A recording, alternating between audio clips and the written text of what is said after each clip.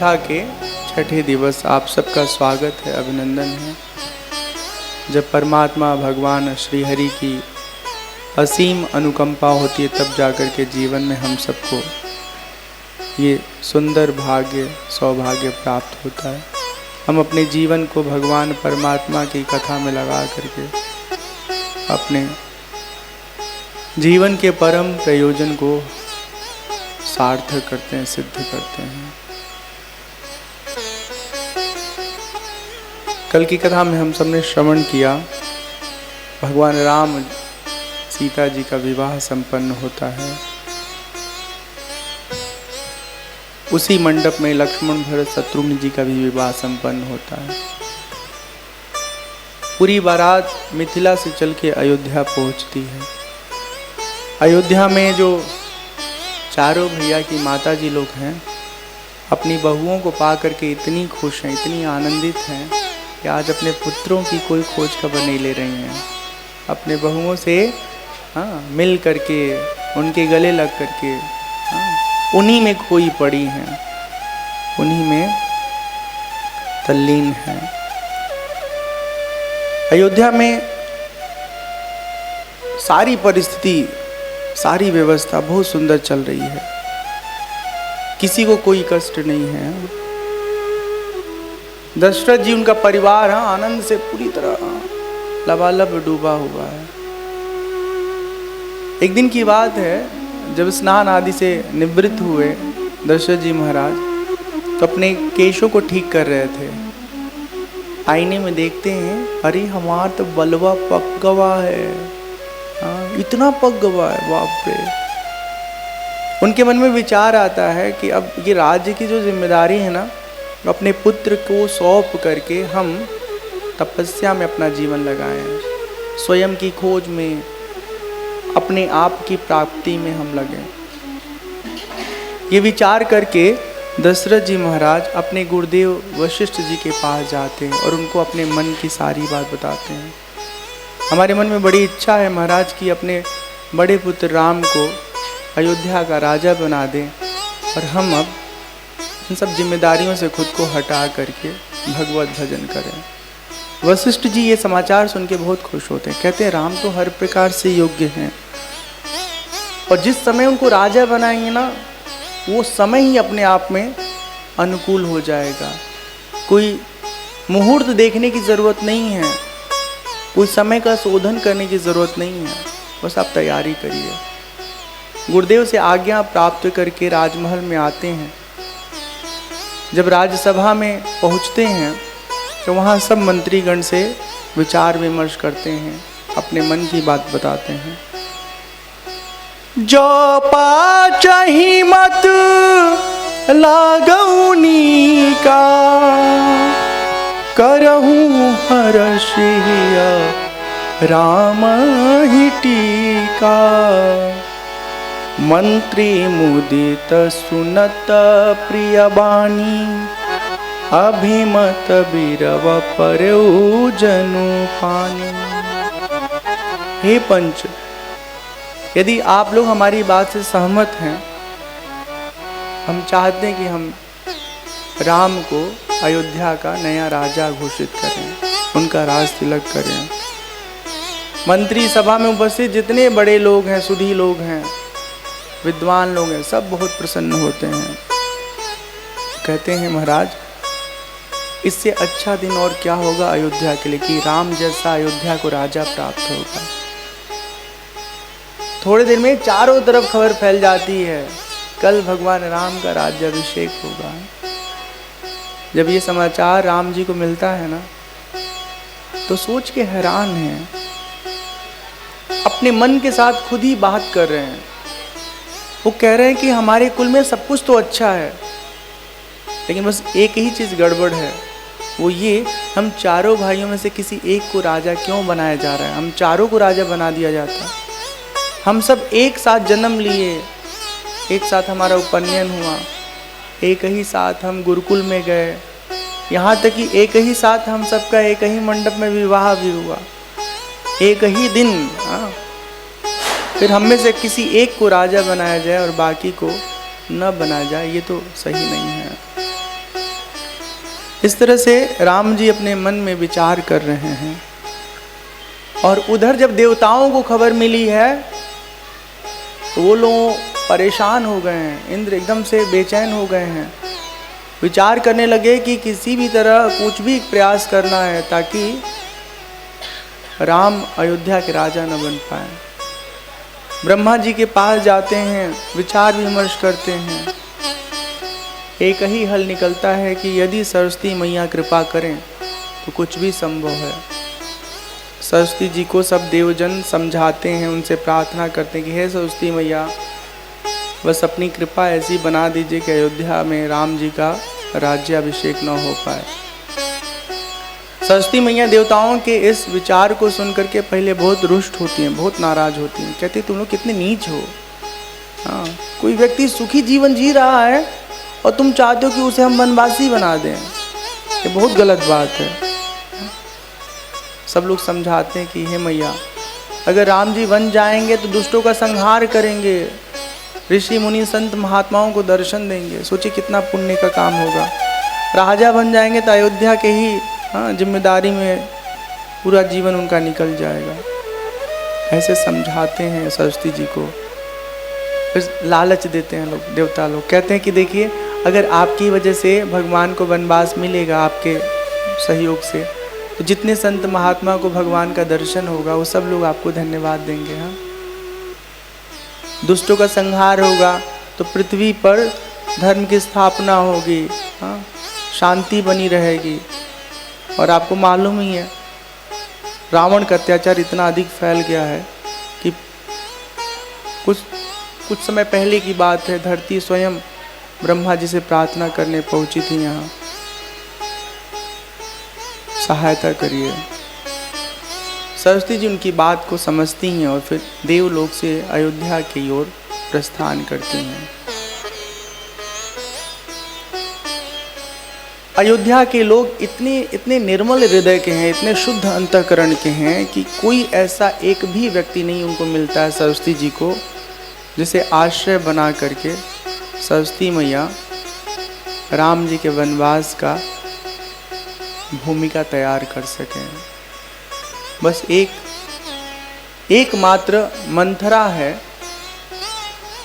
जब उसके मन को सरस्वती जी देखती हैं तो वो विचार करती हैं कि इसे आश्रय बना करके हम देवताओं का कार्य कर सकते हैं।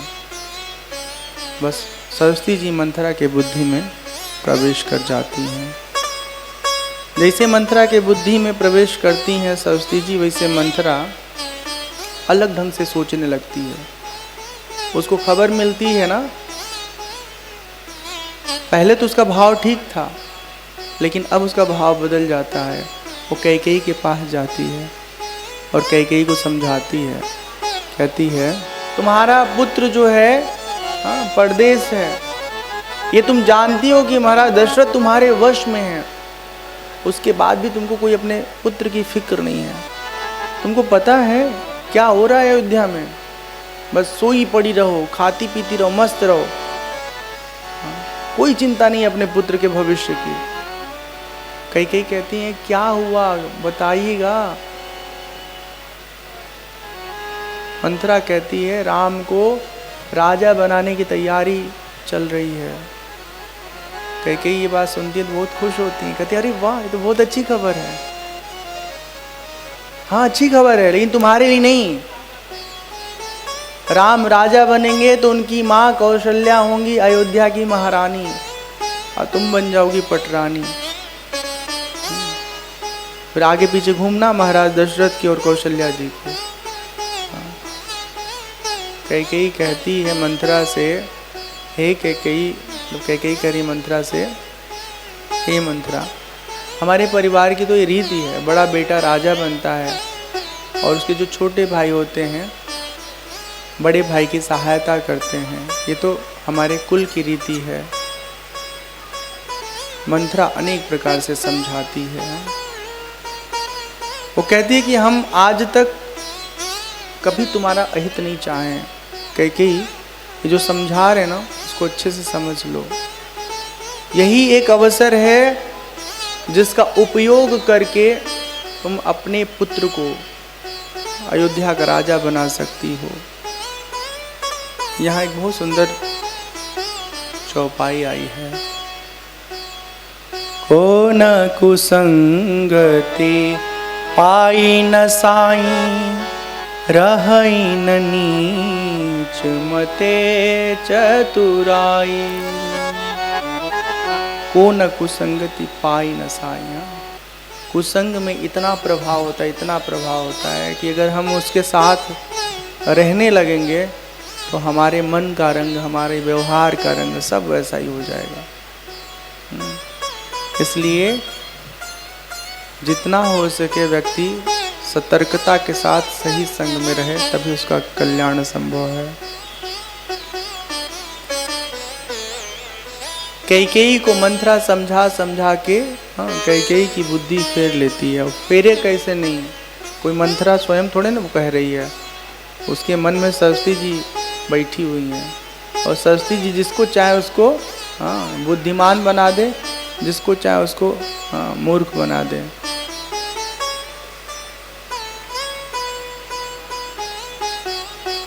मंथरा समझाती है कि देखो कैकेयी, तुम्हारे पास 2 वर हैं।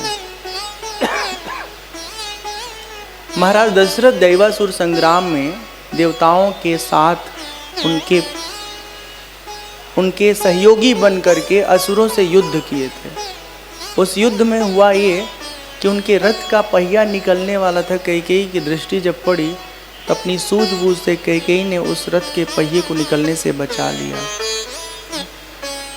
जब दशरथ जी महाराज को ये समाचार मिला, उन्होंने खुद जाना कि कैकेयी की वजह से हमारे प्राणों की रक्षा हो गई, तो प्रसन्न होकर के बोले, हे कैकेयी, हम आपको 2 वर दे रहे हैं, बदले में आपको जो मांगना होगा मांग लीजिएगा। बहुत पुरानी बात है, आज तक कैकेयी ने उन दोनों वरों में से कुछ भी नहीं मांगा, कभी जरूरत ही नहीं पड़ी। किसी चीज की आवश्यकता हो तब तो कहे कि ए जी सुनते हैं, ये चाहिए दे दीजिए। हाँ, अयोध्या में महाराज दशरथ के राज्य में कोई कमी ही नहीं है, फिर क्या मांगना। मंथरा कहती है वही 2 वर आधार बनाओ, हाँ, और उस वर से अपना काम सिद्ध कर लो। और क्या करना,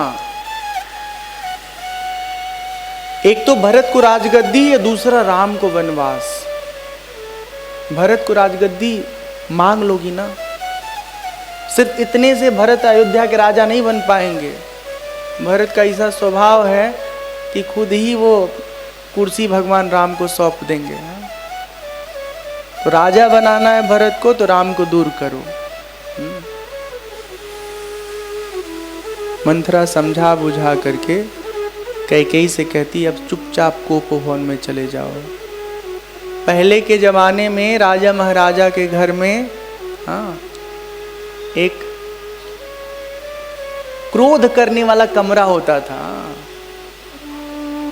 अब हम लोग की हालत इतनी खराब हो गई कि कहीं भी गुस्सा कर लेते, कहीं भी। आप लोगों का क्या बोले, हमारा खुद हाल बहुत खराब है। गुस्सा नहीं करना चाहिए, लेकिन जब गड़बड़ होता है तो सह नहीं पाते हैं, तो रिएक्ट कर देते हैं।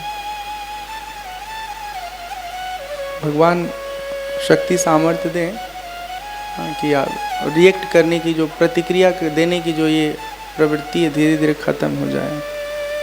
लेकिन क्या करे, जमाना बहुत जालिम बा।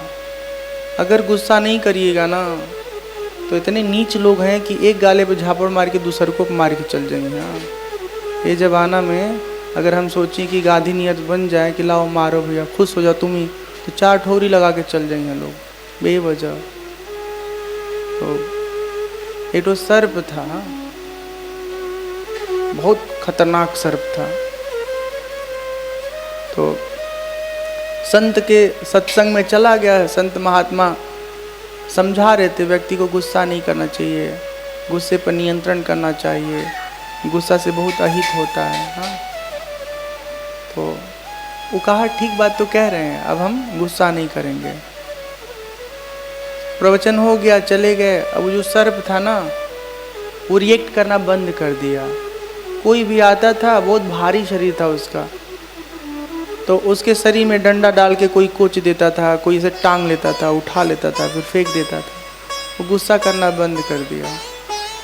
फिर हुआ ये कि जिसको जैसा आता था मन में ना, वैसा उसके साथ व्यवहार करता था।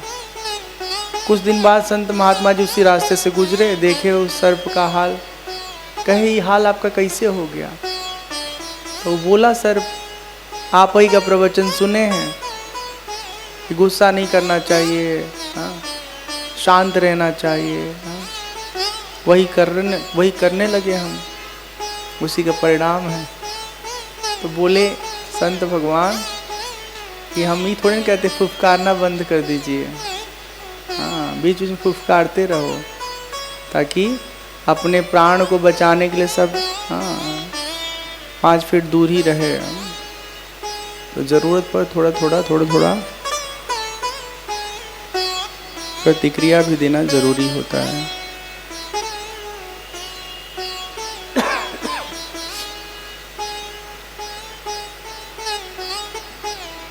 कैकेयी मंत्रा के सिखाने पर कोप भवन में चली जाती है। ये जो गुस्सा वाली बात आई है, वो ये इस बात पे आ गई कि दशरथ जी के राजमहल से दूर एक कोप भवन था। घर में नाराज होने की किसी को अनुमति नहीं थी। जेकि नाराज होके के बाद वही कमरा में जाके नाराज रहा, लोन फुला के मुंह बैठल रहा, और जैसे शिकायत हुई वो जाई वहीं सुलह सपाटा हुई, या फिर मुस्कुराता ही लोगन। तो कैकेयी कोप भवन चली गई। इधर दशरथ जी जब शाम को अपने राजसभा के कार्य से निवृत्त होकर के अपने घर आए, तो सबसे पहले वो कैकेयी जी को ढूंढे। उन्हें मालूम चला कैकेयी जी कोप भवन की ओर गई हैं। तो बिना कुछ और चीज सोचे समझे चुपचाप कैकेयी के पास चले गए, और पहुंच करके जब भवन के अंदर देखे तो कैकेयी की स्थिति बिल्कुल ना अस्त व्यस्त, मुंह एकदम धूमिल, बाल खुले हुए, ऐसा लग रहा था जो कौन सा इनके जीवन में कष्ट दुख आ गया हो। उस स्थिति को जब दशरथ जी देखते हैं तो पूछते हैं कि हे कैकेयी, आपकी ये स्थिति, आपकी ये दशा किस कारण से हुई है? आपको कोई कष्ट है, कोई पीड़ा है? आप हमें बताइए। पता है आज हम बड़े खुश थे, बड़े सुखी हैं। मन में बहुत भाव था कि चल के सबसे पहले अपने मन की खुशखबरी, मन की जो स्थिति है वो अपनी प्रिय कैकेयी को सुनाएंगे। लेकिन आपको इस अवस्था में देख करके, इस हाल में देख करके हमने निर्णय बदल दिया। पहले आप अपना तकलीफ बताइए, फिर हम अपने खुशी का वजह बताएंगे। कैकेयी दशरथ जी को देखती है और कहती है, आपको याद है आपने 2 बार हमें देने के लिए कहा था, आज तक आपने नहीं दिया। दशरथ जी कहते हैं, हमको दोष क्यों दे रही हो? तुमने कभी मांगा ही नहीं। अगर मांगी होती तो हम देते, तुम्हें आवश्यकता नहीं पड़ी, तुमने मांगा नहीं और हमने दिया नहीं। जो चाहिए ना कैकेयी मांग लो। आज हम इतने खुश हैं कि जो मांगोगी सब दे देंगे, सब।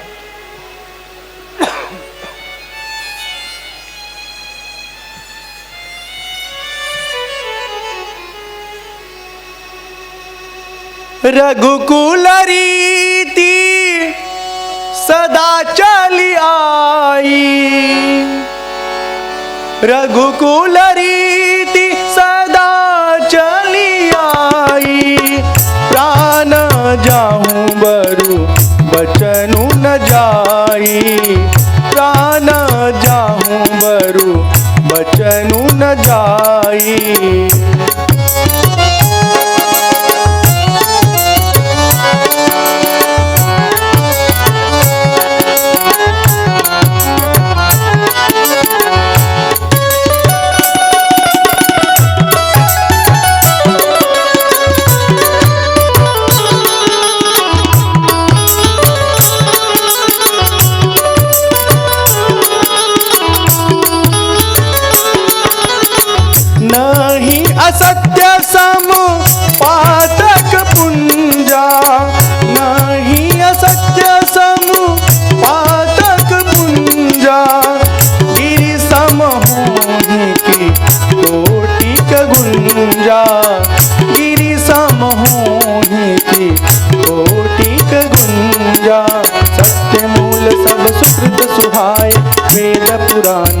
विदित मनु गाय। यहीं पर राम सपथ करि आए, सुकृत स्नेह अवधि रघुराई।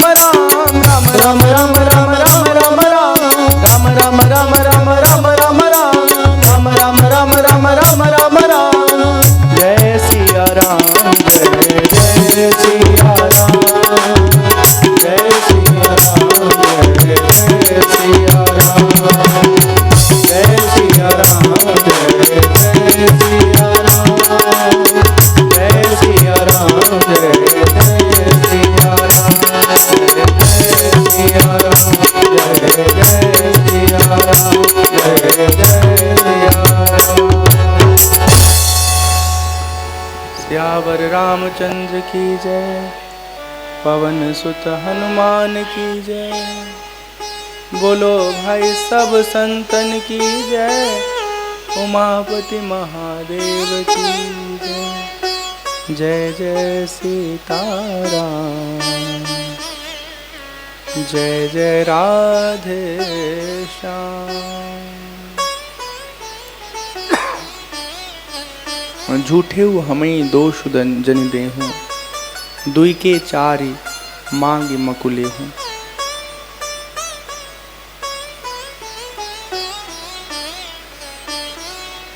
रघुकुल रीति सदा चली आई, प्राण जाहूँ बरु बचन न जाई। दो ही नहीं, तुम्हें जितने वर चाहिए हे कैकेयी आप मांग लीजिए। और हम झूठे लोग नहीं हैं, हम अपने वचन के लिए अपना प्राण भी देना जानते हैं। इसलिए हम पर आरोप मत लगाइए कि हम आपको वर नहीं दिए, आपने कभी मांगा नहीं। यहाँ पर बहुत सुंदर बात बताया गया है। नहीं असत्य सम पातक पुंजा, गिरि सम होहि की कोटिक गुंजा। जो असत्य है ना, उससे बड़ा पाप इस संसार में कोई नहीं है। हाँ? अब इस बात को जान लेने के बाद हमें ये चाहिए कि हम अपने जीवन में जो असत्य को जगह दे रखे हैं वो सदा सदा के लिए हटा दें। हाँ? सत्य मूल सब सुकृत सुहाए, वेद पुराण विदित मनु गाए। सत्य सबका मूल है। जब हम सत्य के अनुसार जीवन जीते हैं, सत्य बोलते हैं, सत्य आचरण करते हैं, तो फिर हमको मेकअप में नहीं रहना पड़ता है। हाँ, मेकअप के कारण हमको एक बात याद आ गई। जैसे अब बाल पकना जवानी और बुढ़ापे का लक्षण नहीं रह गया है। हाँ? जवानों के भी बाल पक जाते हैं, इसलिए अभी परिभाषा बदल चुकी है। लेकिन अगर कोई व्यक्ति बाल रंग ले, अपने चेहरे की पेंटिंग उंटिंग अच्छे से करा ले, इस उद्देश्य से अच्छा दिखने के लिए कराइए, ठीक है, मन हो तो ज़रूर कराइए। लेकिन अपनी उम्र छुपाने के लिए अगर कोई इस तरह की कोशिश करता है कि लोग हमको जवान समझेंगे, तो वो हर समय कारगर साबित नहीं होगा। दोस्त की शादी में गए, पूरा मेकअप वेकअप करा के, फाउंडेशन वगैरह लगा के, और राही में बारिश के 4 छींटा पड़ गए और गाले से खिसक खिसक के मेकअप लटक गई ना। हाँ, फिर रुमाल निकलला, पोछला पछला सब लेयर होकर बेस बिगड़ गई।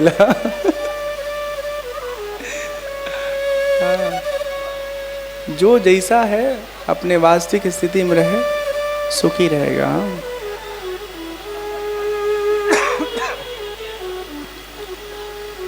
जो व्यक्ति सच बोलता है ना, वो कभी फंसता नहीं है। जैसे मान लीजिए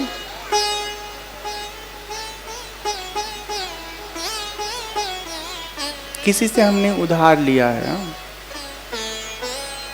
उसने पूछा पैसा कब दीजिएगा, हमने सच बोला कि महीने के 31 तारीख को हम आपका लौटा देंगे। हमने 31 तारीख को लौटा दिया, फिर ज़रूरत पड़ेगी ना, वो दे देंगे। बोलेंगे कब दीजिएगा, तो आपने कहा 15 तारीख को आपकी दे देंगे, दे देंगे। फिर आपने क्या किया, कोई और व्यक्ति है ऐसा, उसने पैसा लिया, उसने कहा बस हम 10वीं तारीख को दे देंगे। हाँ, पहली को ले रहे, 10वीं को दे देंगे। भैया 10वीं तारीख है, भैया 18 के देते वहाँ, आज 18 तारीख है, आ रहे हो पैसा लेके। भैया बात बना नहीं, ऐसा है, अब पहली को दे देंगे अगले महीने में। ऐसे 3 बार लटका दिया। दोबारा जब लेने जाएंगे ना ऐसे भैया जी लोग, हाँ, कब्बो नहीं पाएंगे। हाँ, क्यों नहीं पाएंगे, क्योंकि झूठ का आश्रय लिए हैं। हाँ, तो ये पैसा जो है बहुत खतरनाक चीज़ है।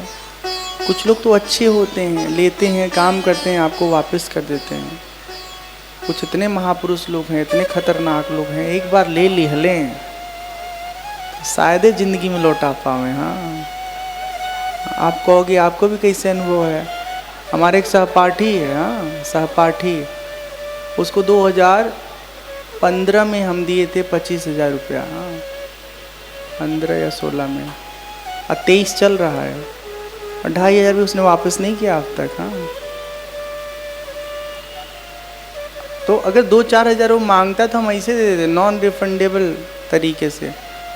अब 25,000 जब हम उसको दिए ना, तो हमारे खाते में ऐसा नहीं था 50,000 था, हमारे खाते में सेविंग सिर्फ 10,000 बचा था। हाँ, तो महापुरुष लोग हैं। हाँ, और पता है साल भर हो गया होगा, 1.5 साल हो गया होगा, 2 साल हो गया होगा, कभी हालचाल भी नहीं लेता है। ऐसे खतरनाक लोग हैं। हाँ, जब हमारे साथ ऐसा हो सकता है, सोचो आप लोग साथ कैसा कैसा हुआ होगा।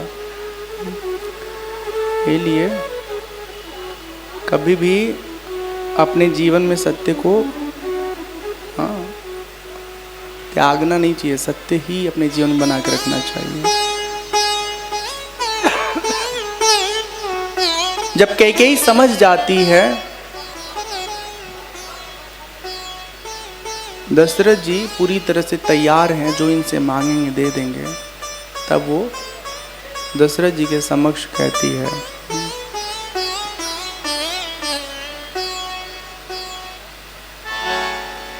सुनहु प्राण प्रिय भावत जी का, देहु एक बर भरत टीका, मांगऊ दूसर बर कर जोरी, पुरवहु नाथ मनोरथ मोरी,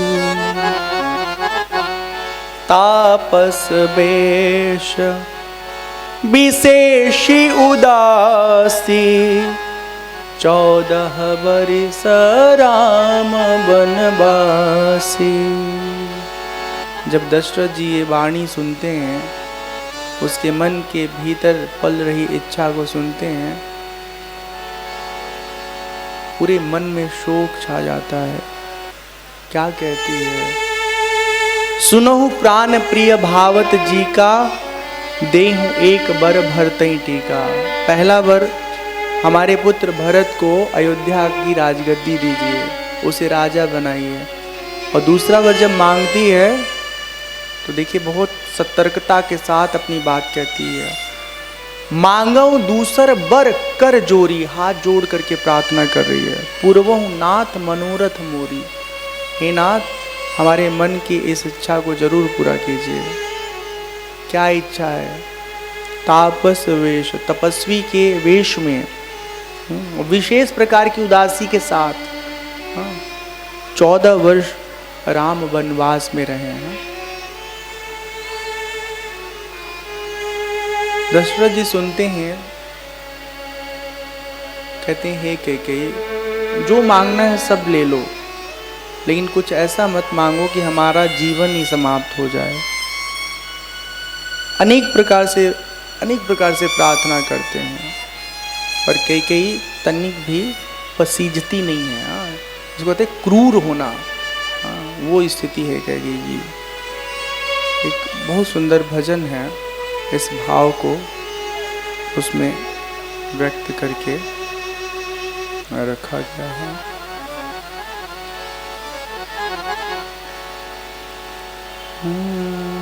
लैला अयोध्या के राज मोरे रानी,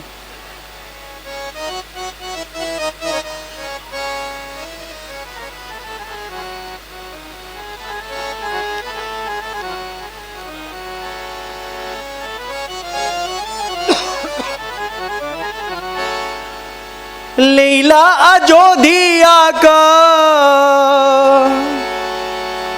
लैला अयोध्या का राज मोरी रानी बाकिर, अखिया के हमरो अजोर जनी मांग, अखिया के हमरो अजोर जनी मांग। लैला अयोध्या का, लैला अयोध्या का राज मोर रानी बाकिर, अखिया के हमरो अजोर जनी मांग, अखिया के हमरो अजोर जनी मांग। कहता लुटा देई, कहता लुटा देई सगरो शरीर बाकिर, नग जड़ल अंगूरी तोर जनी मांग, नग जड़ल अंगूरी तोर जनी मांग।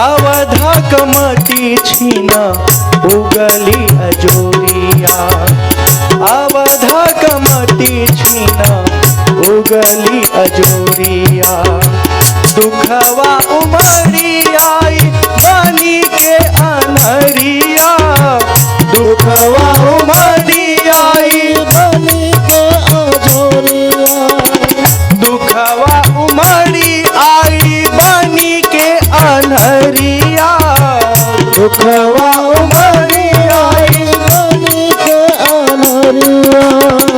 कहता अयोध्या के, कहता अयोध्या के सरग बनाई बाकिर, चहकत पुतरियन के तोर जनी मांग, चहकत पुतरियन के तोर जनी मांग।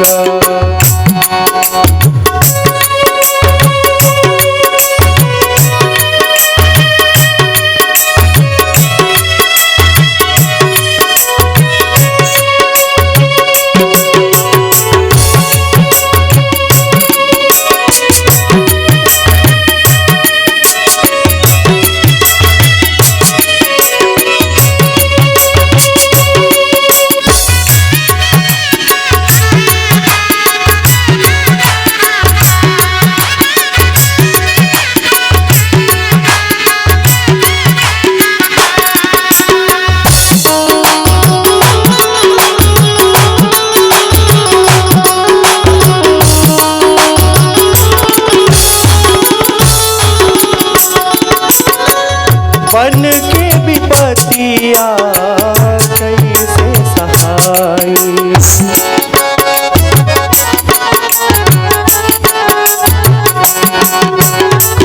बन के विपत्तिया कैसे सहाई।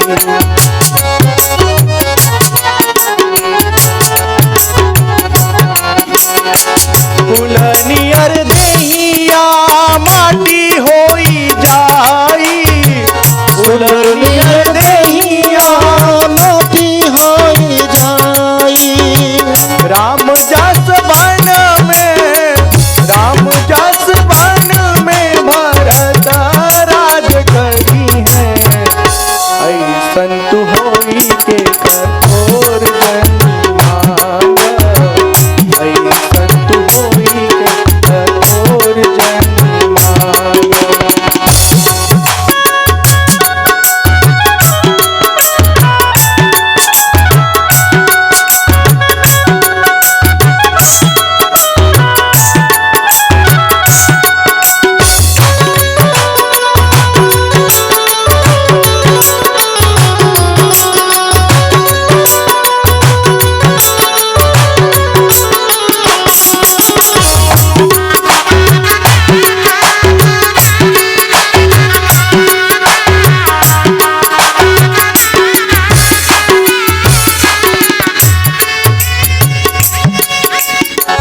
केकरा सिखावला में पढ़लू हो रानी।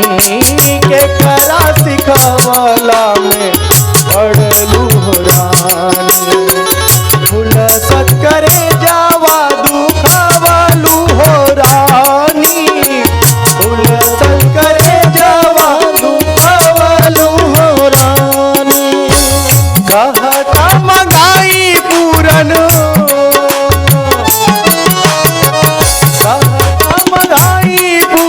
मासी के चांद बाके सुख भरल रतिया और जन्मांग। सुख भरल रतिया के और जन्मांग।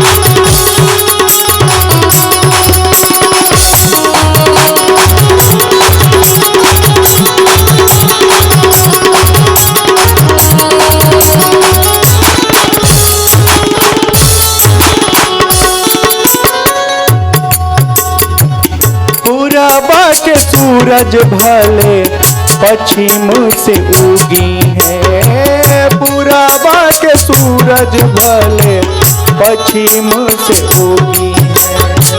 राजा दशरथ नाही बतिया से डरी है।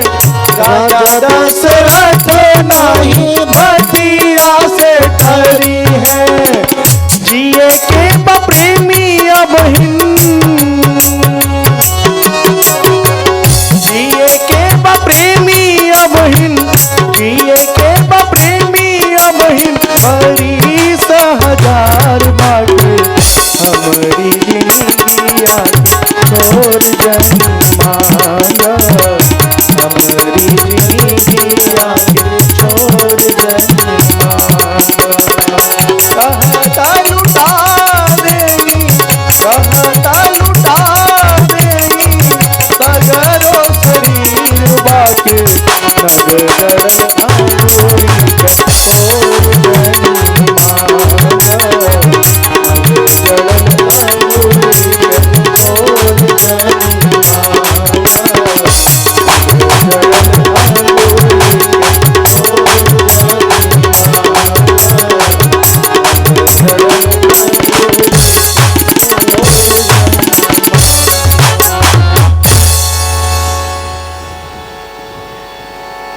सियापति रामचंद्र भगवान की जय। बोलो भाई सब संतन की जय। उमापति महादेव की जय। जय जय सीताराम, जय जय राधे श्याम। अनेक प्रकार से समझाते हैं दशरथ जी, पर कैकेयी तनिक भी समझने को तैयार नहीं है। कैकेयी कहती जब नहीं देना था तो क्यों बोले कि जो मांगना है मांग लो। अब जब बोले हैं तो अपने वचन को पूरा करिए। मर्म बचन सुनि राउ कहु कछु दोषु न तोर। लाग्यो तो ही पिशाच जिमि कालु कहावत मोर। हे कैकेयी, तुम्हारा दोष नहीं है, हमारा ही जो काल है ना, वो तुम्हारे माध्यम से हमारे सामने अब प्रकट हो रहा है।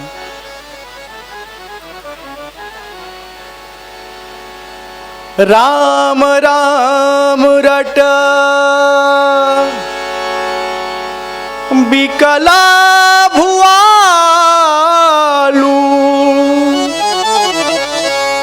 जनु बिनु पंख विहंग बेहालू।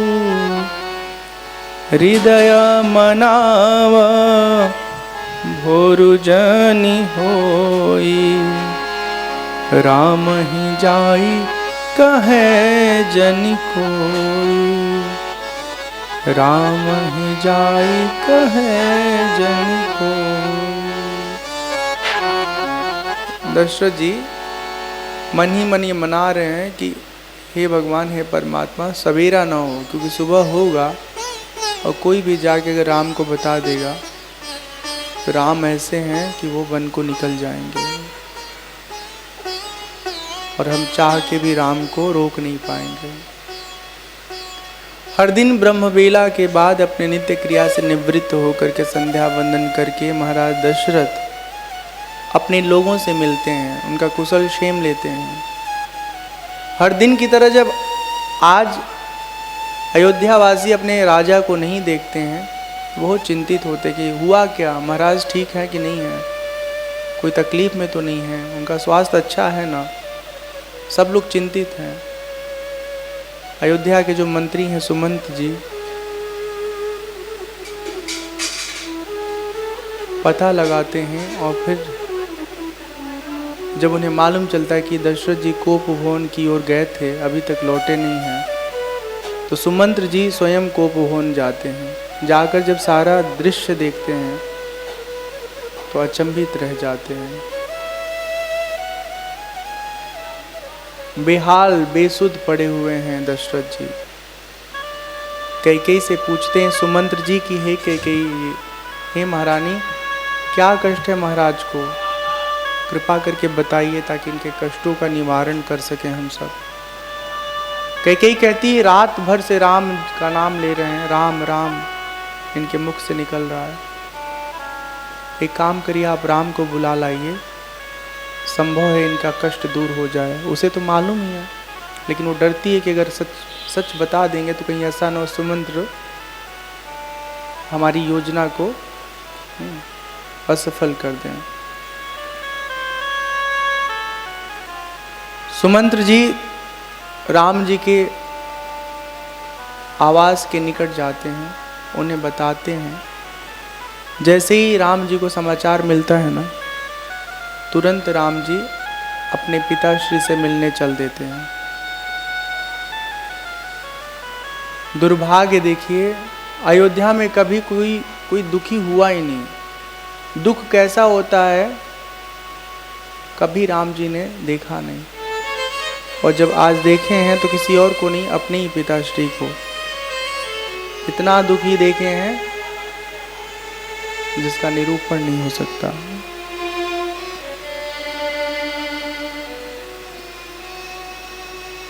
करुणामय मृदु राम सुभाऊ, प्रथम देख दुख सुना न काऊ। मोहि कहु मातु तात दुख कारण, करिया जतन जेहि होई निवारण। कहिया जतन जेहि होई निवारण। करुणामय मृदुराम स्वभाव। भगवान राम का जो स्वभाव है करुणा से परिपूर्ण है। मीठा मुलायम नरम स्वभाव के हैं राम जी। कभी किसी को उन्होंने दुखी नहीं देखा। जब अपने पिताश्री को दुखी देखा तो माँ कैकेयी से पूछते हैं, मैया पिताश्री के दुख का कारण क्या है, कृपा करके बताइए, हम वही करेंगे जिससे हमारे पिताश्री का दुख हमेशा के लिए दूर हो जाए। कैकेयी निष्ठुरता के साथ सब प्रसंग रघुपति ही सुनाई, बैठी मनहु तनु धरि निठुराई। निष्ठुरता के साथ सारी बात सुना देती है कैकेयी राम जी को। कौन सी बात? एक, जो भरत को उसने राजगद्दी मांगा था, भरत को राजा बनाया जाए, इस इच्छा की पूर्ति का वचन मांगा था। और दूसरा, राम को 14 वर्ष का वनवास। राम जी बड़े शांत भाव से कहते हैं, हे मैया बस इतनी सी बात है ना। अगर इतने सामान्य से बात के लिए हमारे पिताश्री को कष्ट है तो हम उनके कष्ट को बड़े आसानी से दूर कर देंगे। हाँ, जो बात बोलते हैं राम जी वो सुनिए और उसे अपने जीवन में हम सब धारण करें। हाँ? सुनु जननी सोई सुत बड़ भागी, जो पितु मातु बचन अनुरागी।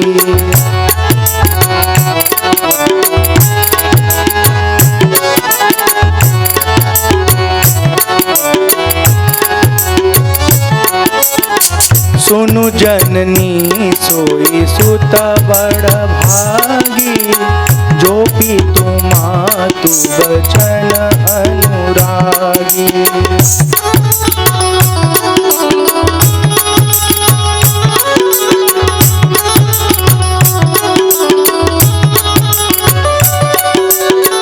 तनय मातु पितु तोष निहारा, तनय मातु पितु तोष निहारा।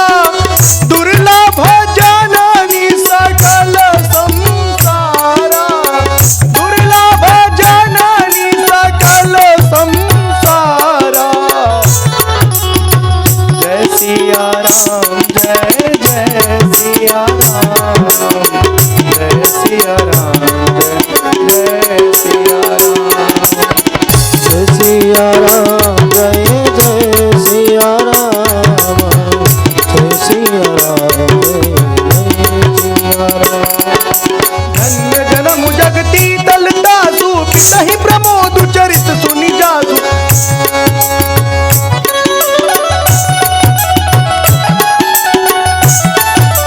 कारी पदार्थ कर दलता के, प्रिय पितु मातु प्राण समझा के।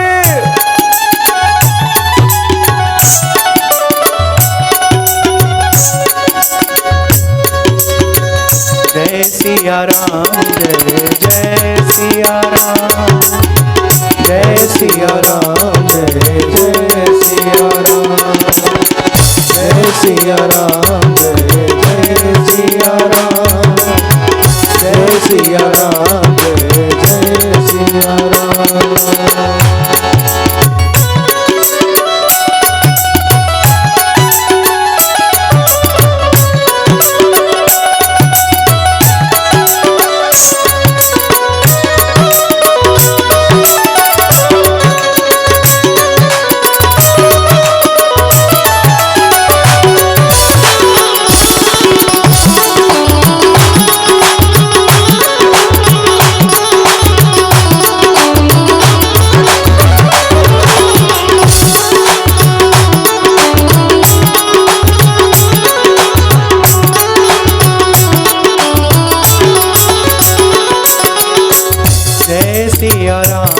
जय जय सिया राम, जय सिया राम, जय जय सिया राम, जय सिया राम, जय जय सिया राम, जय सिया राम, जय जय सिया राम, जय सिया राम, जय जय सिया राम,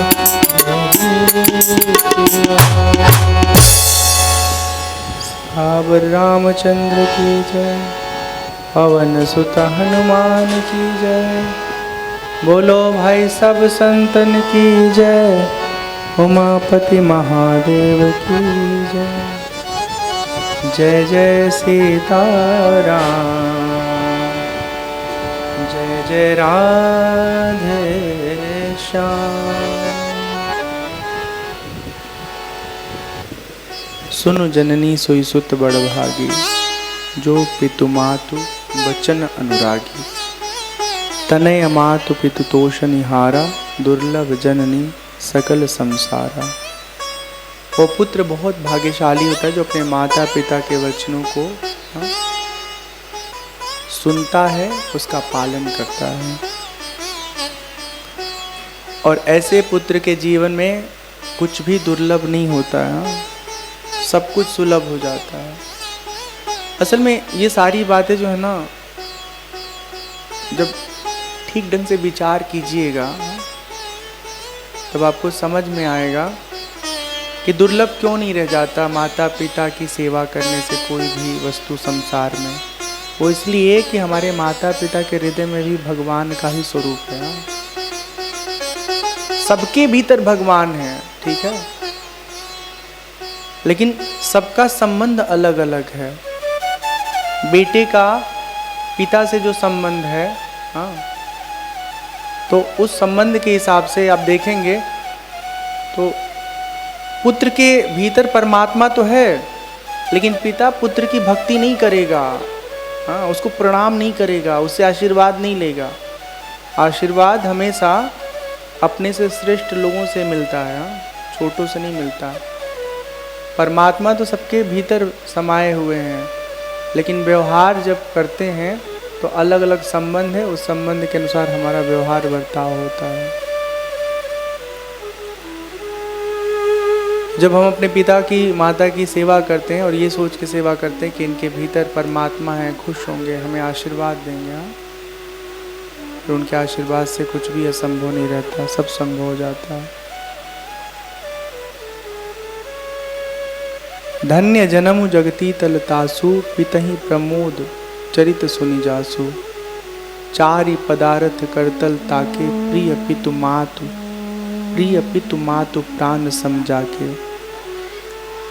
जिस बच्चे के लिए, जिस बच्चे के जीवन में माता पिता प्राण के समान प्रिय होते हैं, उनके जीवन में जो 4 पुरुषार्थ कहा गया है, चार पदार्थ, धर्म अर्थ काम मोक्ष, ये चारों सहज उसको मिल जाते हैं। देखिए, सबसे पहले धर्म है, पहले अर्थ नहीं है, धर्म, फिर उसके बाद अर्थ है, फिर उसके बाद काम है, फिर मोक्ष है। धर्म का मतलब क्या? धर्म हमारे भीतर रहने वाली एक ऐसी समझ है जिसके होने से हम कभी किसी को कष्ट नहीं पहुंचाते, कभी किसी के साथ छल नहीं करते, कभी किसी को ठगते नहीं हैं, हाँ, सच्चा जीवन जीते हैं, हाँ, ईमानदारी से अपना काम करके 2 पैसा कमाते हैं और सही आचरण करते हुए अपनी ज़िंदगी जीते हैं, यही धर्म है। बाकी तिलक चंदन कंठी माला जितना लगाना है लगा लीजिए, हाँ, उससे कोई धार्मिक नहीं होता।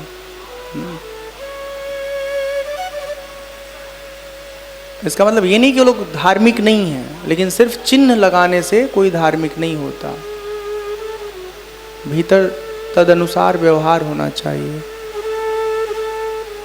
धर्म अर्थ काम मोक्ष, धर्म पूर्वक जीवन जीते हुए अर्थ कमाना और उस धर्म पूर्वक कमाए हुए अर्थ से अपने कामनाओं को पूर्ण करना। कामनाएं अनंत हैं, सब कामनाएं किसी की पूरी नहीं हो सकती, हाँ, और जीवन के निर्वाह हेतु जो जरूरी कामना है, हाँ, अगर अपने आय के हिसाब से केवल उतने तक अपने आप को सीमित रखे तो कोई आवश्यक कामना अधूरी भी नहीं रहती, पूरी हो जाती है। और जब धर्म के अनुसार अर्थ रहेगा और फिर समझदारी पूर्वक अपने कामनाओं की पूर्ति करेंगे तो अपने आप धीरे धीरे ना संसार से वैराग्य हो जाएगा और फिर हमें मुक्ति की चाह होने लगेगी। फिर एक समय ऐसा आएगा जब हमारा मन कहेगा इस संसार के झंझट में काहे फंसना है, इन सबसे निकल करके खुद की ओर चलना है, खुद को समझना है, खुद को जानना है।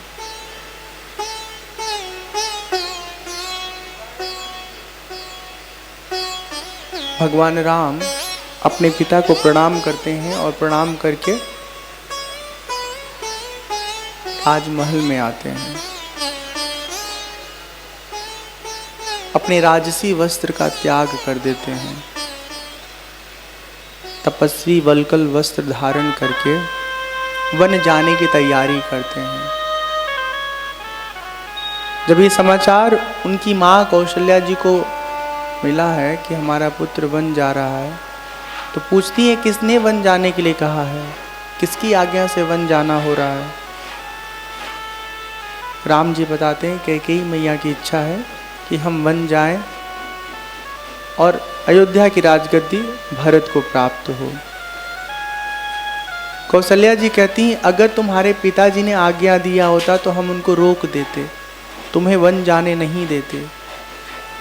जो पितु मातु कहु बन जाना, तो कानन सत अवध समाना। जो पितु मातु कहु बन जाना, तो कानन सत अवध समाना।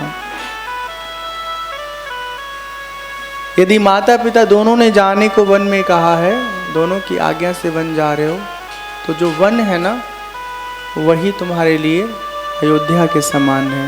हर प्रकार से तुम्हें सुख मिलेगा उस वन में रह करके। राम जी तैयार हो जाते हैं। जानकी की जब जानकी जी को पता चलता है तो वो भी कहती हैं यह नाथ हम भी आपके साथ चलेंगे। भगवान समझाते हैं कि वन आसान नहीं होता, वन के जो रास्ते होते हैं बहुत पथरीले होते हैं, तकलीफ से भरे होते हैं,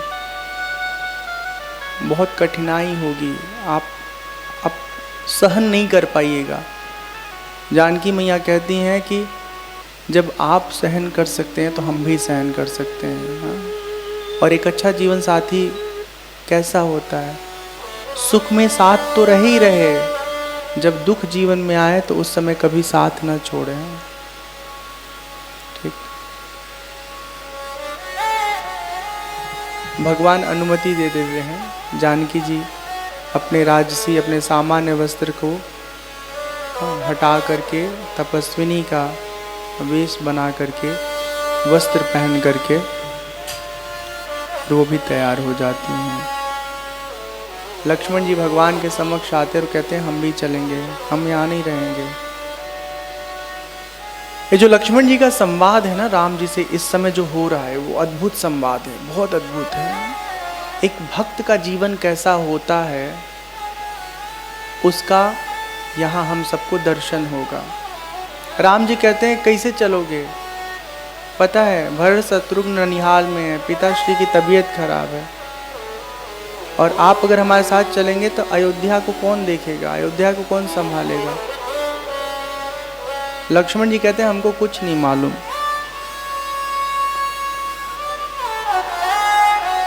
गुरु पितु मातु न जानऊ काहू, कहूँ सुभाऊ नाथ पति आहूँ।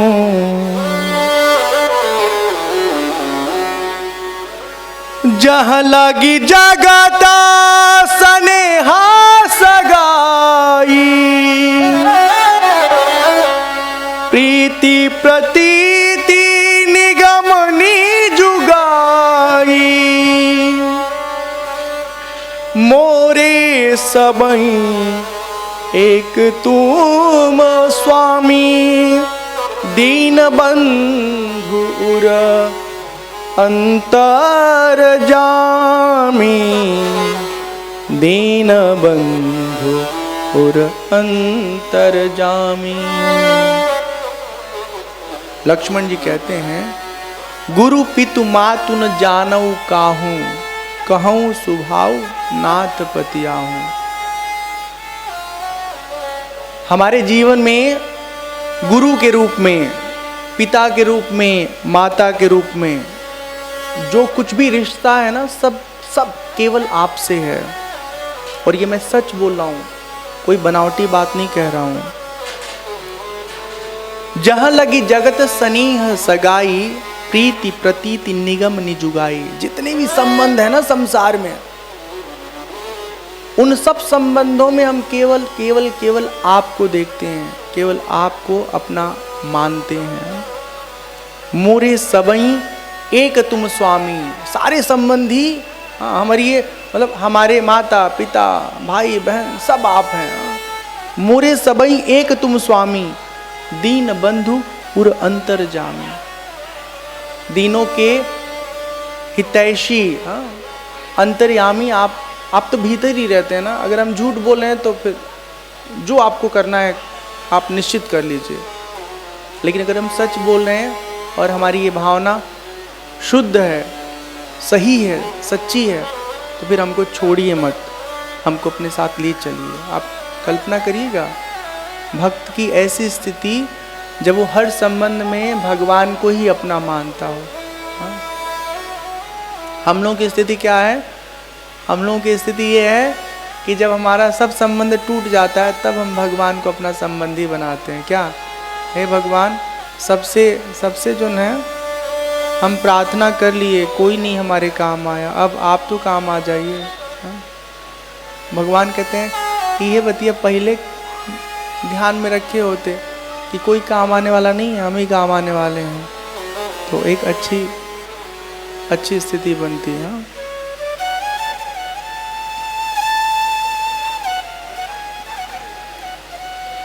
सुमित्रा जी लक्ष्मण जी की माता जी कहती हैं, हे लक्ष्मण, वनवास जा रहे हो ना तो राम की खूब सेवा करना। और हमें तो ऐसा लग रहा है कि तुम्हारे भाग्य से राम को वनवास मिला है। तुम्हारा सौभाग्य है कि तुम राम के साथ रहोगे, उनकी सेवा करोगे, हाँ, और आपको उनका कृपा प्राप्त होगा। गुर पितु मातु बंधु सुर साई, से यही सकल प्राण की नाई। राम प्राण प्रिय जीवन जी के, स्वार्थ रहित सखा सबही के। ये राम जी के बारे में जो लाइन बताई गई ना, उसको ध्यान से समझिएगा। राम कैसे हैं? राम प्राण प्रिय हैं, प्राणों को हमेशा अच्छे लगने वाले हैं राम, और जीवन के वो जीवन हैं। स्वार्थ रहित, निस्वार्थ रूप से वो सबके सखा हैं, सबके मित्र हैं। ऐसे राम की खूब सेवा करना। सकल सुकृत कर बड़ फल एहू, राम सीय पद सहज सनेहू। सूत्र है जीवन के लिए। हमारे जीवन में पुण्य है, हम पुण्यात्मा हैं, हमारे अच्छे कर्म कैसे मालूम चलेगा? ये जानने का तरीका ये है, यदि भगवान के चरणों में प्रेम है, भगवान सीताराम के प्रति हमारे दिल में बहुत सुंदर भाव है, लगाव है, तो आप समझिए हमारा पुण्य बहुत है। और अगर प्रेम नहीं है तो ये समझिए कि हमारे जीवन के बहुत सारे खराब कर्म हमारे ऊपर हावी हैं, प्रभावी हैं। भगवान से प्रेम होना भी ना ये अच्छे कर्म का परिणाम है। सबको प्रेम नहीं होता। और कथा सुनना और कथा कहना ये कोई परिचायक नहीं है कि हम भगवान के प्रेमी हैं। ठीक है, अच्छा लग रहा है तो, जैसे टीवी सीरियल अच्छा लगता है, भजन कीर्तन गीत संगीत का प्रोग्राम अच्छा लगता है, वैसे ये भी अच्छा लग रहा है। अच्छे ढंग से कहा जा रहा है, अच्छे ढंग से बोला जा रहा है, अच्छा लगेगा। लेकिन वो अच्छा इतना लगे कि बस लगता ही जाए, लगता ही जाए, लगता जाए। जिनके श्रवण समुद्र समाना, कथा तुम्हारी सुबह कथा तुम्हारी, हाँ देखा भुला गया हूँ, हाँ जिनके कान इतने सागर की तरह हैं, सुनते जा रहे सुनते जा रहे सुनते जा रहे हैं, थक ही नहीं रहे, आनंद बढ़ता जा रहा है। ऐसी स्थिति जब होती तब समझना चाहिए कि भगवान से हमारा लगाव है गाढ़ा वाला। सकल विकार सकल प्रकार विकार बिहाई, मन क्रम वचन करे हूँ सेवकाई। अपने मन के भीतर, जीवन के भीतर जितने भी विकार आए, हाँ, उन सब का त्याग करके मनसा वाचा कर्मणा, हे लक्ष्मण राम जी की सेवा करना, हाँ, उनका ख्याल रखना।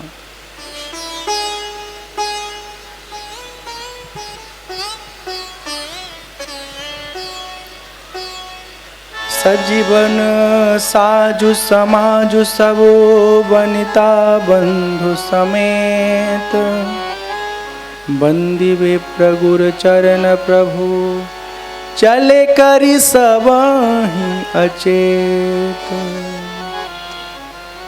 भगवान राम जब वनवास की ओर चलते हैं, वन गमन करते हैं, तो सब लोग, हाँ, जितने लोग सामर्थ्यवान थे वो सब भगवान के पीछे पीछे हो लेते हैं, लेकिन जिनके शरीर में शक्ति नहीं है, अत्यंत वृद्ध हैं, निर्बल हैं, हाँ, उनकी स्थिति ये होती जैसे तन तो है लेकिन उसमें प्राण नहीं है, निश्चेत है। हाँ, एक बहुत सुंदर रचना है, वो सुनते हैं और फिर आगे की कथा में हम लोग प्रवेश करेंगे। हो जब राम चले वनवास, अवध सब है सोना, है सोना जी है सोना, है सोना जी है सोना। जब राम चले वनवास, अवध सब है सोना। जब राम चले वनवास, अवध सब है सोना। माइक बंद कर लीजिए, ऑडियो चेंज हो रहा है, माइक बंद कर लीजिए अपना। हाँ, हम अकेले गाएंगे।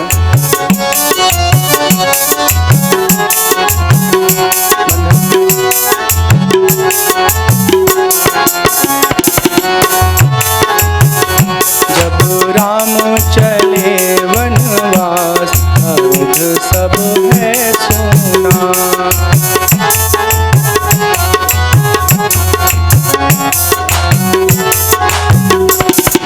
जब राम वनमा को जाने लगे,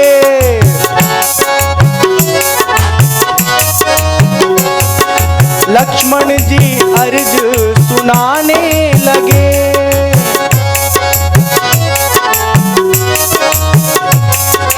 जब राम वनमा को जाने लगे, लक्ष्मण जी अर्ज सुनाने लगे। भैया हम भी चलेंगे साथ, अवध सब है सोना। भैया हम भी चलेंगे साथ, अवध सब है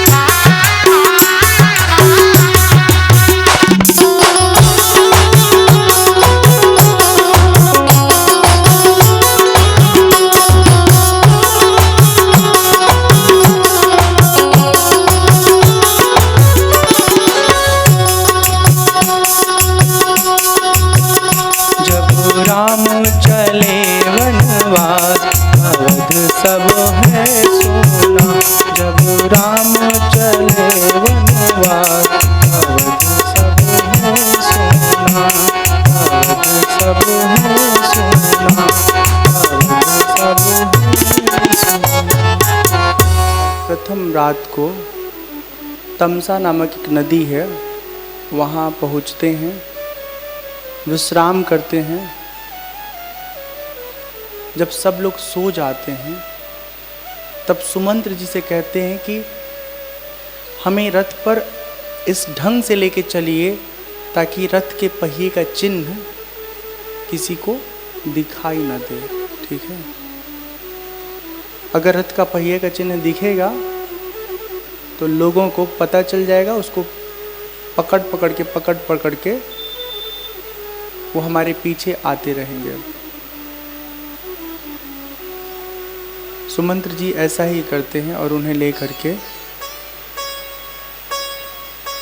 जाते हैं श्रृंगवेरपुर। हाँ, पास में है श्रृंगवेरपुर। सीता सचिव सहित दो भाई, सीता सचिव सहित दो भाई, श्रृंगवेरपुर पहुँचे जाई। सीता सचिव सहित दो भाई, श्रृंगवेरपुर पहुँचे जाई। उतरे राम देव सरी देखी, दीन्हा दंडवत हर शुभ सेखी। जय सिया राम, जय जय सिया राम, जय सिया राम, जय सिया राम, जय सिया राम, जय सिया राम, जय सिया राम। इधर थोड़ा बहुत फिर भी ठीक आ रहा है। ठीक है, इससे इंटरनेट वाला तो काम चल रहा है, लेकिन काने में घुसा के बहुत देर तक नहीं रखना चाहिए सब, इसलिए बड़ा मॉनिटर लेते हैं। एक खाली मॉनिटर वीडियो में ऑडियो कैसा जा रहा है उसका रिपोर्ट कार्ड के लिए रहता है। हाँ। सीता सचिव सहित दो भाई, श्रृंगवेरपुर पहुँचे जाई। हाँ। भगवान राम लक्ष्मण जानकी जी श्रृंगवेरपुर पहुँचते हैं, गंगा जी में स्नान करते हैं। जब ये समाचार निषाद राजगुह्य को मिलता है तो अपने परिवार के साथ वो आते हैं, भगवान का स्वागत करते हैं, राम जी से भेंट करते हैं और उनके पास जो कुछ भी ग्रहण करने योग्य फल मूल आदि है वो सब राम जी को अर्पित करते हैं। भगवान निषाद राजगुह्य को हृदय से लगा करके उनको स्नेह करते हैं। सहज स्नेहा बिबस रघुराई, पूछी कुशल निकट बैठाई। स्नेह, हाँ, हृदय से लगाकर आलिंगन करके निषाद राज को स्नेह करते हैं और अपने पास से बैठाते हैं। हाँ, आपको पता है हमारे समाज में जो जाति व्यवस्था है ना, बहुत बढ़िया व्यवस्था है, इसमें कोई दोष नहीं है। लेकिन इस जाति व्यवस्था का जो गलत तरीके से इस्तेमाल हुआ है लोगों के द्वारा अपना अभिमान पोषण करने के लिए, उस चक्र में सनातन धर्म का बहुत नुकसान हुआ है। हाँ, आज कितने सनातनी लोग अन्य धर्मों में जाके दूसरा धर्म ग्रहण कर लिए, ईसाई बन गए, कहीं कुछ बन गए, कहीं कुछ बन गए।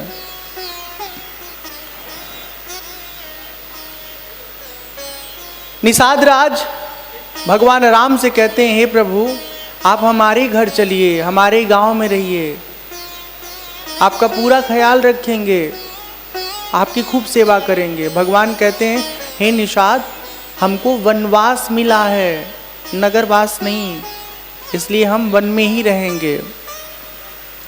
निषाद अपने हाथों से ना भगवान राम के लिए एक सुंदर सी चटाई बनाते हैं और रात्रि काल में भगवान उस पर सो जाते हैं। जानकी मैया राम जी के साथ लेटी हुई हैं। विविध बसन उपधान तुराई, क्षीर फेन मृदु बिसद सुहाई। लक्ष्मण जी राम जी की रक्षा करने के लिए जगे हुए हैं। वन है ना, कोई हिंसक पशु पक्षी आ जाए, हाँ, तकलीफ दे दे। जब राम जी को निषाद राज उस चटाई पे सोए देखते हैं ना, तो उनको याद आता है राम जी के अपने राजमहल के दृश्य। राम जी जहाँ सोते हैं, उनके सोने का जो आसन है ना, शयन आसन, वो इतना नरम है जैसे दूध का फेन हो। इतने नरम आसन पर सोने वाले भगवान आज कठोर घास के आसन पे सोए पड़े हैं। जिंदगी ना हमेशा एक जैसी नहीं रहती है, कभी ऊपर कभी नीचे, कभी टेढ़ा कभी सीधा। भगवान चाहते तो सब कुछ अपने अनुकूल कर लेते हैं। किसी भी देवता से कहते, आदेश देते, सब व्यवस्था हो जाता। लेकिन वो हम सबके लिए एक सीख दे रहे हैं कि जब हम जी सकते तो आप भी जियो। निषाद राज कैकेयी की बहुत निंदा करते हैं। कहते हैं कैकेयी कैसी मति है तुम्हारी। जिस समय राम को सुखी जीवन जीना चाहिए, उस समय इनको तुमने वनवासी बना दिया। ये अच्छा नहीं किया।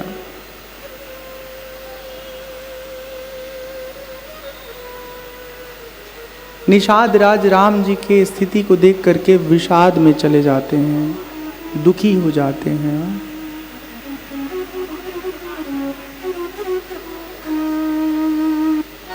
सोवत प्रभु ही निहारी निषादु, भयऊ प्रेम बस हृदय विषादु, तन पुलकित जल लोचनु बहई, तनु पुलकित जल लोचन बहई, बचन सप्रेम अखन सन कहानी।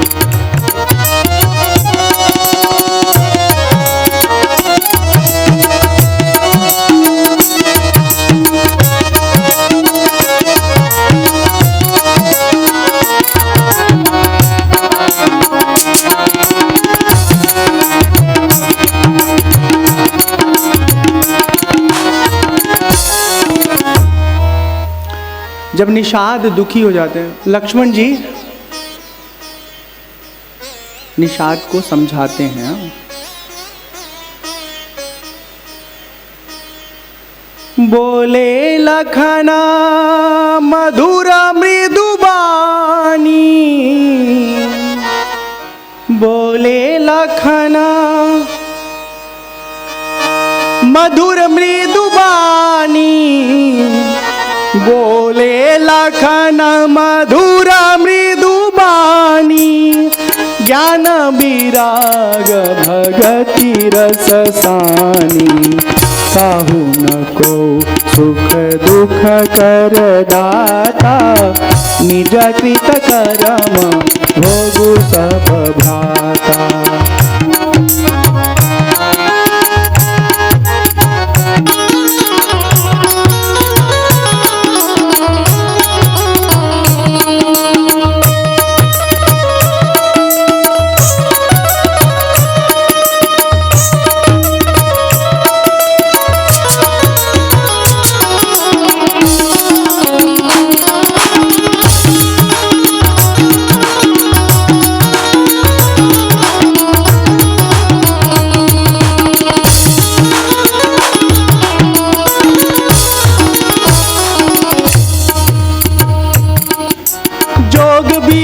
भोग भल मंदा, हित अनहित मध्यम भ्रम फंदा,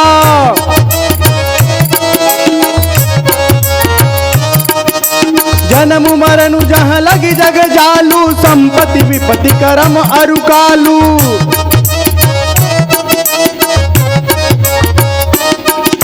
धरनी धाम धनपुर परिवारू सर्ग नरक जहाँ लग व्यवहार देखिए सुनिए गुनिय मन माई मोह मूल परमारथ नाई सपने होई भिखारी कृपा रंग नागपति होई जागे लाभ हानि कछु इमि प्रपंच जिय जोई जय सिया राम जय जय सिया राम जय सिया राम जय जय सिया राम जय सिया राम जय जय सिया राम जय सिया राम जय जय सिया राम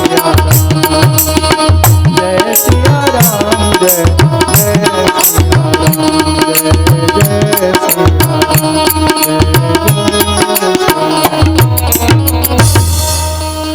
बोले लखन मधुर मृदुबानी ज्ञान विराग भगति रस सानी काहू न को सुख दुख कर दाता निज कृत कर्म भोग सब भ्राता। हम सब न सामान्य स्थिति में दूसरे पर दोष लगाते रहते हैं। तुम्हारी वजह से हमारी जिंदगी में दुख है, तुम्हारी वजह से हमारा ये दिन हो गया। मूल में ना सच्चाई है, अपने ही कर्म का फल है वो। बाहर के आदमी को तो आदमी भगा देगा, अपने घर के अंदर जब कोई अपना ही दुख देने लगे उसको कैसे भगाओगे?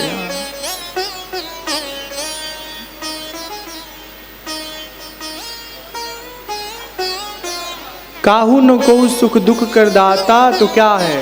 निज कृत कर्म, जिसका जैसा कर्म है वैसा उसको फल भोगना पड़ता है। जोग वियोग भोग भल मंदा हित अनहित मध्यम भ्रम फंदा जन्म मरनु जहाँ लग जग जालू संपत्ति विपत्ति कर्म अरुकालू। जोग मतलब मिलना, वियोग मतलब बिछड़ जाना, फायदा हो जाना, नुकसान हो जाना। हित किसी ने कर दिया, किसी ने अनहित कर दिया, अहित कर दिया। हाँ। संपत्ति विपत्ति, हाँ, काल क्रम के प्रभाव में ये चलता रहेगा। हाँ। क्या फायदा होना, नुकसान होना, मिल जाना, बिछड़ जाना, किसी का जन्म होना, किसी का मरण होना। हाँ, इस पर हमारा नियंत्रण कभी नहीं हो सकता। धरनी धामु धनुपुर परिवारू सरगु नरकु जहाँ लग व्यवहारू देखिए सुनिए गुनिय मन माही मोह मूल परमारथ नाई। स्वर्ग हो या नरक हो, हमारा परिवार हो, नगर हो, धन हो, घर हो, धरती हो, स्वर्ग हो, नरक हो, हाँ, ये सब दिखने में सच लगते हैं लेकिन सच नहीं है। ये मोह के कारण सब सत्य लगते हैं पर वास्तव में ये परमार्थ नहीं है। सपने होई भिखारी नृपु रंक नाकपति होई जागे लाभ न हानि कछु तिमि प्रपंच जिय जोई। जैसे सपना में कोई राजा है, भिखारी हो गया, या भिखारी है राजा हो गया, जगने के बाद कुछ फर्क पड़ेगा? जगने पर राजा राजा रहेगा और भिखारी भिखारी रहेगा। वैसे जब संसार में हम जीवन जीते जीते गुरु कृपा से हमको ज्ञान होता है और हमारा नेत्र जब खुल जाता है, ज्ञान नेत्र, हाँ, तब समझ में आता है कि जिस चीज़ के पीछे हम इतने दिनों से भग रहे थे वो भगना हमारी समझदारी नहीं थी। हाँ, जिसके पीछे भागना चाहिए उधर तो हम भागे ही नहीं। इसी प्रकार लक्ष्मण जी निषाद राज को ज्ञान की बातें बता रहे हैं और उनसे कह रहे हैं कि हे निषाद, राम कौन है? तो ध्यान से सुनिए।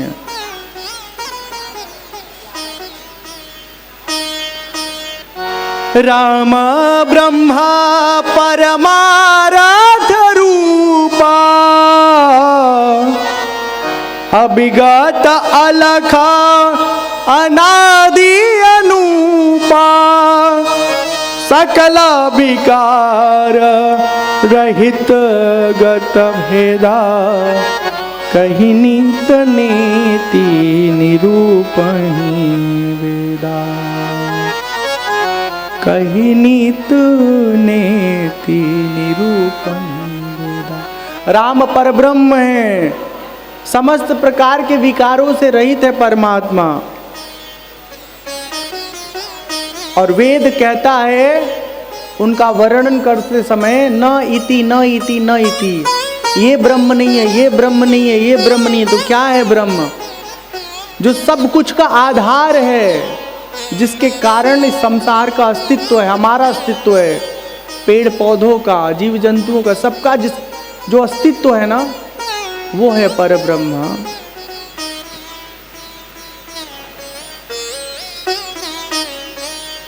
ऐसे बातचीत होता रहता है और लखन कहते हैं कि हे निषाद, अपने मोह को त्यागिए।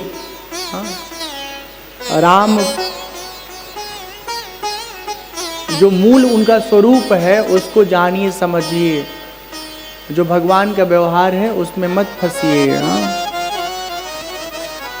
बातचीत होते मिनसहरा हो जाता है, ब्रह्म बेला। राम जी जगते हैं, नित्य क्रिया से निवृत्त होते हैं, बट का दूध मंगाते हैं और अपना लखन लाल का दोनों का जो बाल है ना, उसमें बट का दूध लगा लगा के उसकी जटा बनाते हैं। और ये सारा दृश्य जब देखते हैं सुमंत्र जी, तो देख करके उनके आंखों में अश्रुधारा आ जाती है कि परब्रह्म राजा दशरथ के पुत्र आज कैसे तपस्वी की भांति जीवन जी रहे हैं। सुमंत्र जी कहते हैं कि आपके पिताश्री ने कहा था आपको नगर दिखा करके, मतलब जंगल दिखा करके लौटा लाएं। बनु दिखाई सुरसरी अनवाई, आने हो फेरी बेगी दो भाई। लखन राम सिय आने हो फेरी, संशय सकल सकोच निबेरी। इनको दिखा करके निसंकोच इनको लेके चले आना, इनको जंगल में मत छोड़िएगा। हे राम, आप चलिए, वन देख लिए। भगवान कहते हैं हमारे कुल की रीति है, कभी हम सत्य से हटते नहीं हैं। हमारे पिताश्री के वचन झूठे नहीं होने चाहिए। इसलिए अब जब तक 14 वर्ष पूरा नहीं होता हम वन में ही रहेंगे। और इस तरह भगवान कहते हैं हे निषादराज, एक नाव की व्यवस्था करिए ताकि गंगा के उस पार चले। नाविक को बुलाया जाता है, वो भगवान को देखता है। जब भगवान के बारे में जानता है तो कहता है हे भगवान, हमने सुना है आपके पैर के धूल के स्पर्श से पत्थर स्त्री हो जाती है। हाँ, तो हमारे को नैया बा, वो से रोजी रोटी चलता है। दुल्हन घर में पहले से है।